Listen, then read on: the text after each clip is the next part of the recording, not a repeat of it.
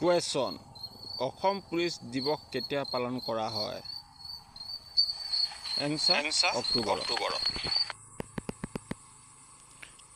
Question Bodo সাহিত্য সভা কেতিয়া গঠন হৈছিল? এনচাৰ 1952 চনত। কুৱেশ্যন ইন্দ্ৰমালতী কিমান চনত মুক্তি লাভ কৰিছিল? এনচাৰ 1939 চনত। লাচিত দিৱস কেতিয়া পালন কৰা হয়? এনচাৰ 24 নৱেম্বৰত।